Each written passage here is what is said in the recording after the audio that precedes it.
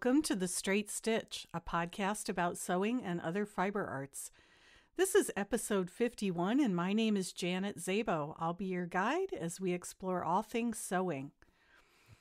We are well into September here. We had a little bit of a frost over the weekend. I had to cover my tomatoes just to make sure that they didn't get killed off. I'm swimming in tomatoes. I have everything that I need personally. I've already made 34 quarts of tomato sauce.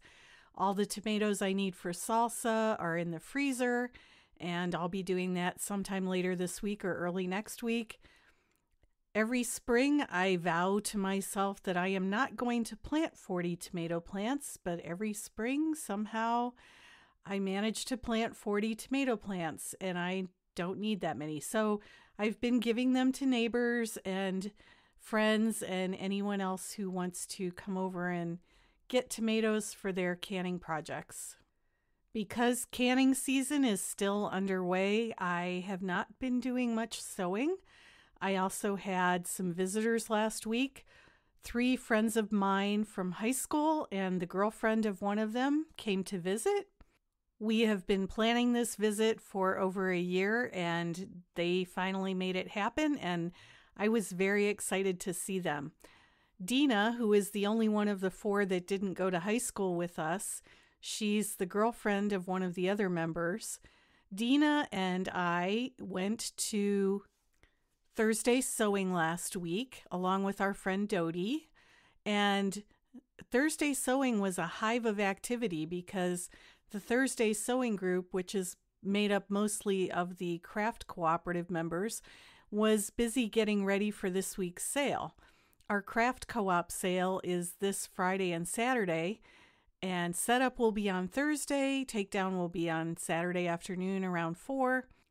Unfortunately, I am so far behind that I probably won't be participating in this year's craft co-op sale. I was hoping to go for at least a couple of hours, but I'm going to have to see how the schedule works out because I have a lot of travel coming up in October, and I need to get some things squared away before that happens. After we stopped at Thursday sewing, we went to Kalispell, and I took the girls to all 3 fabric stores in Kalispell. We have a quilt store south of town, which is the Bernina dealer where I teach. We have a sew and vac place in the center of town, and they carry fabric. And then we have a quilt store north of town, which is the Baby Lock dealer. So we hit all 3, and Deana bought a lot of fabric. She's actually my guest for today's episode because she's got a business where she makes and sells items at farmers markets. And I thought it would be interesting to sit down with her for a little bit and have a discussion about how she got started and how things are going. So she was busy shopping for supplies for her farmers market products. I picked up a couple of patterns and some zipper tape for bags. That was about all I bought, and we enjoyed doing some shopping. She was thrilled to find fabric that she can't get at home, like some Huckleberry and Glacier Park themed fabric, and I'm excited to see what she makes with her treasures. My visitors left on Saturday morning. We went hiking Friday in Glacier Park, which was a lot of fun. And on Saturday morning, they headed back down towards Yellowstone, where they're going to do a little bit more hiking. My husband and I dug up potatoes Saturday afternoon and got that taken care of. They're now in the root cellar. So you can see that I haven't had a whole lot of time to sew. I've got a little bit left to do on the I Spy quilt, and I'm hoping to get that done this week so that I can trim and bind that quilt. I have not worked any further on the baby quilt, and that may have to wait until I get back from some of my traveling. Believe me, I would like to sneak some sewing in this week or next week.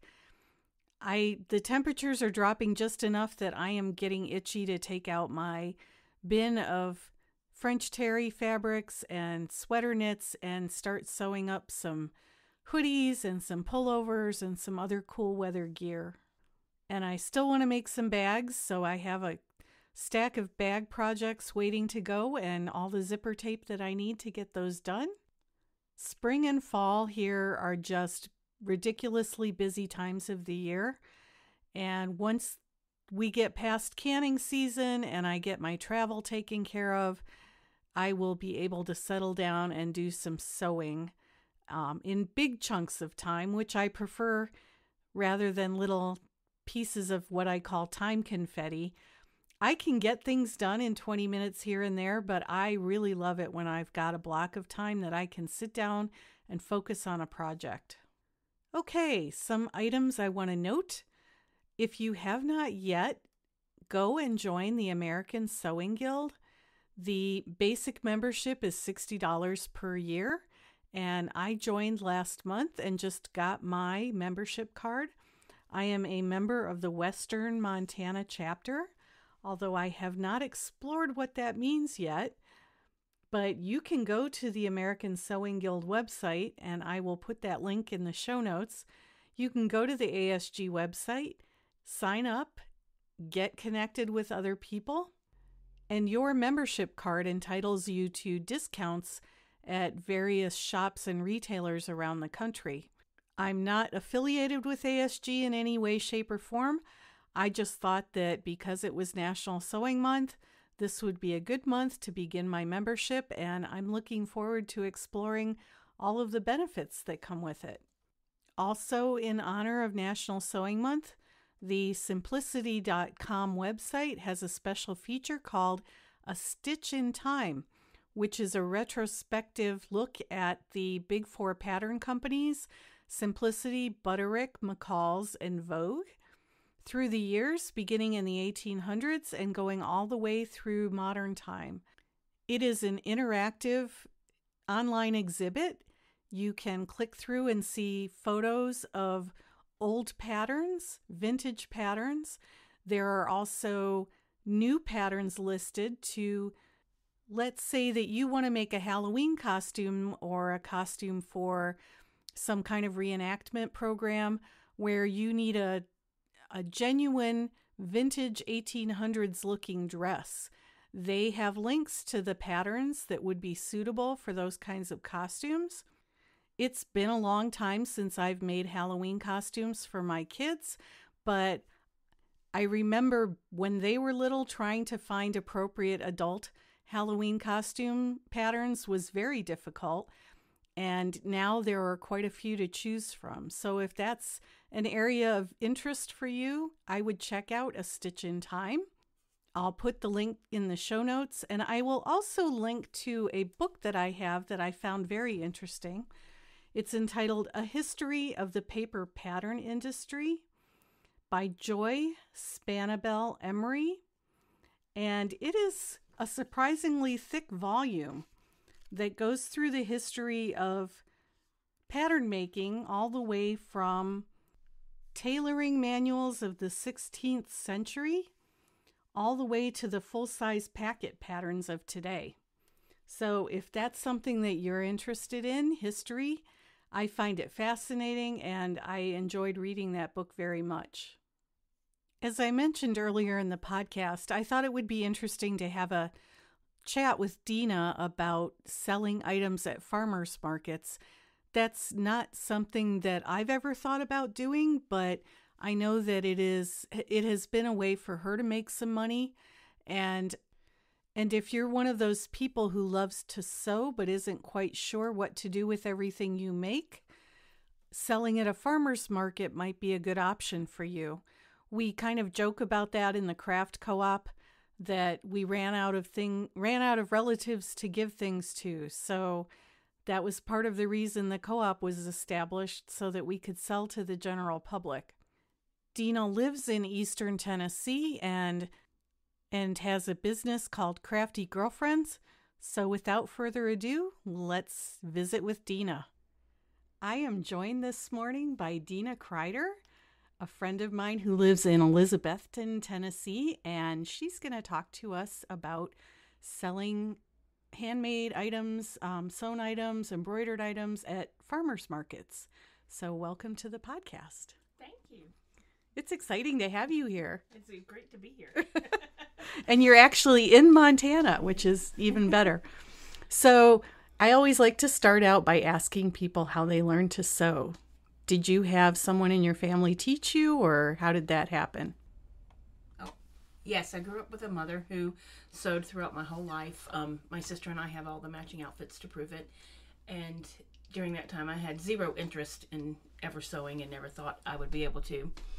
And it was during the lockdowns during the pandemic with COVID that my mother came and stayed with us throughout all of that. And I decided then that I was ready to learn to sew. She had came with her sewing machine, and of course we started out making masks. And we made tons of masks and shipped them any place I could find that would take them. And so once I learned how to perfect a mask, I thought, well, I'm ready to make something else. And so she started showing me how to make a zipper bag and different things. And then she went home at the end of the lockdown and took her sewing machine.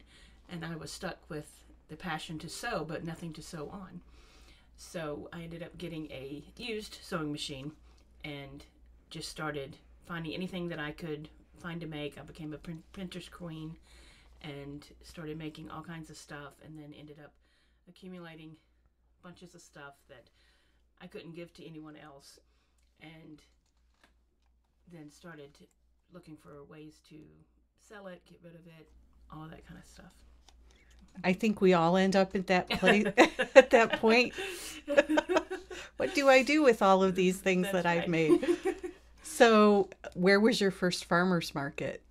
I started, we were living in Mountain City, Tennessee at the time, and I found a local farmer's market, and at that time I didn't even know that farmer's markets would allow crafts. I thought it was just all vegetables and foods.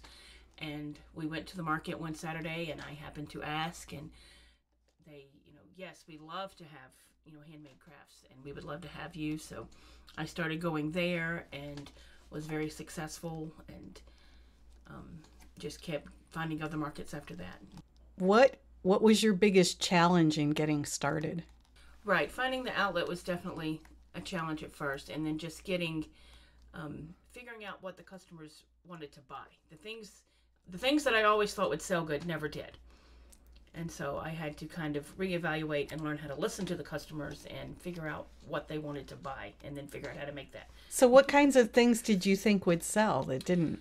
We made placemats, and they were very, cute with seasonal fabrics, and I thought that everybody would want a set of placemats, and apparently they didn't, because we still have a bucket full. What were some of the surprise things or things that surprised you that people were asking for?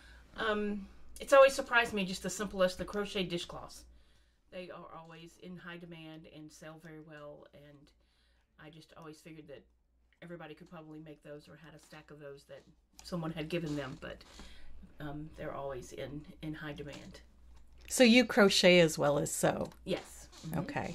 And when you talk about did your mom still participate? My mom, in the beginning, she was still sewing stuff, and during this time my sister also became an empty nester and needed purpose in her life because she wasn't running kids back and forth to activities anymore. So she started finding craft shows, and she would take all of our stuff, and she spent a whole summer and fall just going to different craft shows and selling stuff for us. And so it was kind of a group effort at first, but now they've both moved on, and I'm still here. But you kept the name. You call it Crafty Girlfriends? Yes. Mm-hmm. And that was a reflection of... Yes, that was always my mom and I. We were always girlfriends, Okay. So we just added the crafty to it, and then my sister had to insert herself. So you make the egg aprons? Yes, egg aprons, and I make regular adult aprons and children's aprons. So those are always lots of fun. I like those because I can be creative with them. They're not all the same, all different. And there's so much fun chicken fabric out there. Yes, I love finding my chicken fabric. You've recently started doing some embroidery. What motivated you to do that? Well, I found a embroidery machine used for sale on Facebook Marketplace, and I had been interested in it, and so when I found it, I thought this is my chance. So I got it, and Really enjoyed it. I was a little intimidated with it for a while. So for the first 6 months, I hardly did anything because it was so scary. And then once I really had the time to dive into it and play around with it, I really enjoyed it. I started making all kinds of shirts and different stuff like that for my family members and me, and I did start selling a few. And I make the mama shirts. Applique the word mama with, and I use the baby's clothes or blankets as the letters. And those have really sold well, and people really like the little memento of those. I have to laugh because you posted one of those on your Facebook page, and somebody said, "What's a onesie?" I mean, it happened to be a guy. Right, yes. So we can forgive him, but yeah, I thought that was funny. Right. But what a great way to... Yeah, everybody has really liked those and liked the idea of it, and a lot of people, have taken my card and are going to, dig up their clothes and order one. So you do custom work as well as yes, mm-hmm. what you sell at farmers markets, right? Yes. Okay. But, I'm always listening. Anything they are looking for. If I haven't made it, I will usually at least attempt it. I've never done any clothes or anything like that, and I'm not ready for that yet, I don't think. But any craft item, I will at least try to make, at least test it out and see if I can. Yeah, and you're currently shopping for a new embroidery machine. It sounds like you outgrew your old one. I did. I think I used it to death, and it's ready to move on. But I'm definitely looking for bigger and better, and looking at a multi-needle. Well, that one was a single needle. Hoping to get all that settled once we get back home and start playing with the new toy. So if somebody wanted to get started doing this, what would be your advice? Well, my first advice would be, I always feel like I do better in the farmers markets than I do craft shows. I think the craft shows there's so many things, it's overwhelming. And we never seem to sell as well at those as we do in a farmers market, where you are one of very few crafters that are there.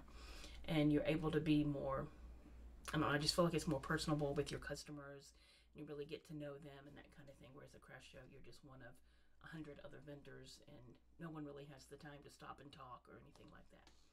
So I would definitely seek out your smaller venues first. It seems like farmers markets would be, you're doing it every week. Yes. So you're getting repeat clientele, whereas craft shows are a one-off thing. Right. Okay. Definitely. Okay. And in terms of equipment, I think you started out with a pretty basic sewing machine, right? Yes, so you don't need anything fancy. That's right. I've never had a brand new machine. This embroidery machine that we're getting ready to get will be my first brand new machine.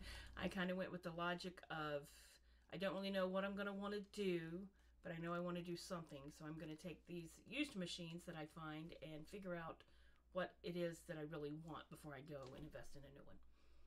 That's good advice, I think, for anything. How do you, this is maybe a sensitive topic, but how do you handle the money end of things? Has that been, I know for some people that's a challenge. Right. I don't really track everything as well as I should. And it's hard to separate things that I've bought that I'm going to sell and things that I buy that I'm going to use for myself, because a lot of the times I don't even know. I just buy fabric that I like and then make whatever hits me with it when it hits me. But my biggest goal is usually to at least make enough to cover my booth fees, which in a farmer's market are usually pretty minimal. Mm-hmm.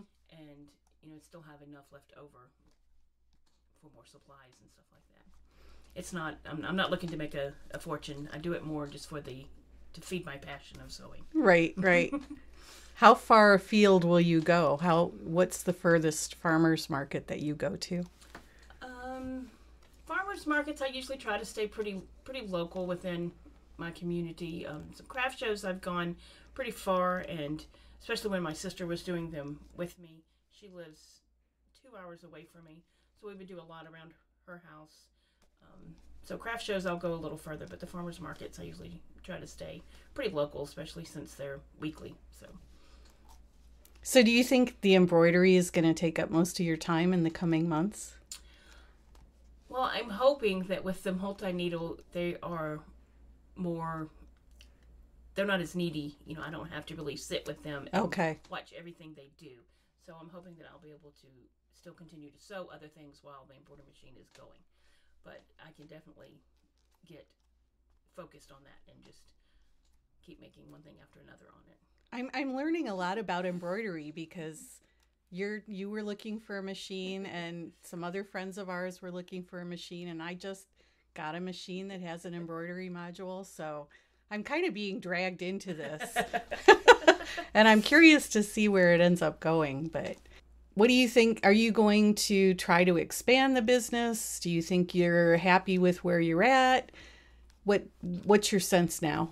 I feel pretty happy where I'm at. I think I've been coming to the same farmer's market. I think this is my third year that's finishing up now. And so I'm pretty happy there. And I do some Facebook sales and stuff like that with my Facebook page, but I don't really see it getting much bigger, and I really wouldn't want it or have the time for it to get much bigger. Okay. I was just going to ask you about how many hours a week do you sew? Do you know? Oh, if I could, it would be every hour. Amen. Yes. I sometimes have to, set a limit and make myself, okay, you have to clean the house before you even go into the sewing room today. You at least have to do this one thing or do the laundry or something. Right. But I definitely spend a lot of time in. Is there anything that I haven't asked you that you can think about that? I guess one of the biggest things is, listening to my customers. And I also have learned, like I said, with this being my third year at the farmer's market, I think everybody in my county has bought a bowl cozy, maybe an apron. So they're always looking for, what do you have that's new? What do you have that's new? And I was kind of in that habit of just making the same things and just keeping more and more of them made. And so now I have kind of stopped and started looking for newer stuff to make and new items. And during the spring, and we went to Ohio and we went to Amish country. And I kind of looked around there and got some ideas of new things to make. And I'll ask my customers when they come to my booth and they're just kind of looking around and they don't pick anything up. I'll ask, are you looking for something in particular? And 9 times out of 10, they'll say, well, yes, this one time years ago, I bought this at a craft show and I've never seen another one. And so then I'll go home and try to recreate that or find a pattern for that and make something completely new.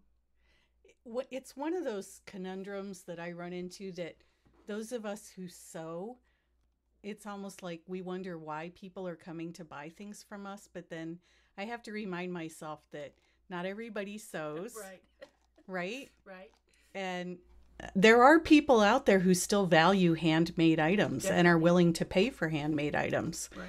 I know your crocheted prayer shawls or your pocket shawls. Oh yes, those are big. Those are pretty popular. Mm-hmm. Pricing is always a challenge. Absolutely. Figuring out what is still worth your time and your effort, but still affordable, that someone will consider a worthwhile quality. Yeah. Have you ever argued with somebody over pricing? Not really argued, but I've let them. They've told me, this is way too. I would think this should be about $5. Keep moving because it's right. not. Yeah, exactly. Go home and make it for $5. Try to make one for $5 and come back and talk to me. Yeah, right. Well, great. This has been interesting and I hope helpful for those people out there who want to get started selling at farmers markets and building up a business for themselves. So, yeah, thanks for being on the podcast. Thanks for having me. I apologize for the audio quality on that interview.